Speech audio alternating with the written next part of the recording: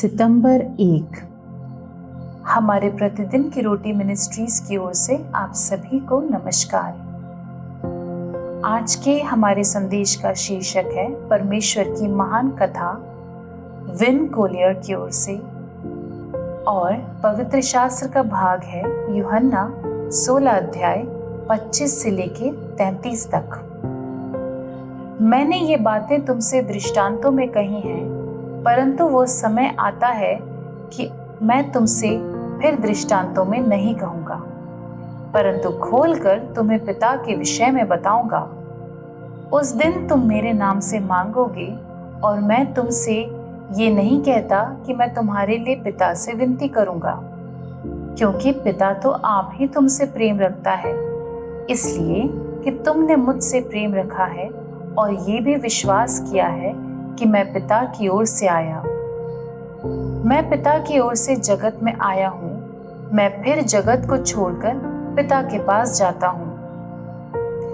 उसके चेलों ने कहा, देख, अब तो तू खोल कर कहता है और कोई दृष्टांत नहीं कहता।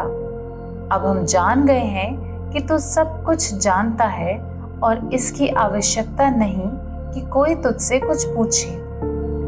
इससे हम विश्वास करते हैं कि तू परमेश्वर की ओर से आया है। ये सुन यीशु ने उनसे कहा, क्या तुम अब विश्वास करते हो? देखो, वो घड़ी आती है, वरन आ पहुंची है, कि तुम सब तितर बितर होकर अपना अपना मार्ग लोगे और मुझे अकेला छोड़ दोगे। तो भी मैं अकेला नहीं, क्योंकि पिता मेरे साथ है। मैंने ये बातें तुमसे इसलिए कही हैं कि तुम्हें मुझ में शांति मिले। संसार में तुम्हें क्लेश होता है, परंतु ढांढस बांधो, मैंने संसार को जीत लिया है। मुख्य वचन यूहन्ना 16:33।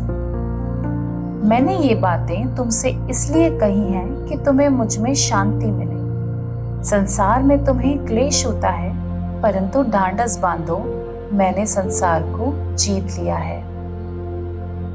लाइफ मैगजीन के 12 जुलाई 1968 के मुख्य पृष्ठ पर बियाफ्रा यानी नाइजीरिया में गृह युद्ध के दौरान उसके भूख से मर रहे बच्चों की भयानक तस्वीर प्रकाशित की गई थी। एक जवान लड़के ने परेशान होकर उस मैगजीन की एक कॉपी पास्टर के पास ले जाकर पूछा, क्या परमेश्वर को इस बारे में कुछ मालूम है? उस पास्टर ने उत्तर दिया, मैं जानता हूं कि तुम इस बात को नहीं समझ सकते, परंतु हाँ, परमेश्वर को इसके बारे में मालूम है। इस पर वो लड़का ये कहते हुए बाहर चला गया कि उसे ऐसे परमेश्वर में कोई दिलचस्पी नहीं है। ऐसे प्रश्न केवल बच्चों को ही नहीं, बल्कि हम सभी को परेशान करते हैं। परमेश्वर के रहस्यमय ज्ञान की पुष्टि के साथ साथ मैं इस बात की आशा करता हूँ कि काश उस लड़के ने उस महान गाथा के बारे में सुना होता जिसे परमेश्वर ने लिखना जारी रखा है, यहाँ तक कि बियाफ्रा जैसे स्थानों में भी। यीशु ने अपने उन अनुयायियों के लिए एक कहानी को प्रकट किया जिन्होंने ये मान लिया था कि कठिनाई से वो उनकी रक्षा करेगा। इसके बजाय मसीह ने उनसे कहा कि इस संसार में तुम्हें क्लेश होता है।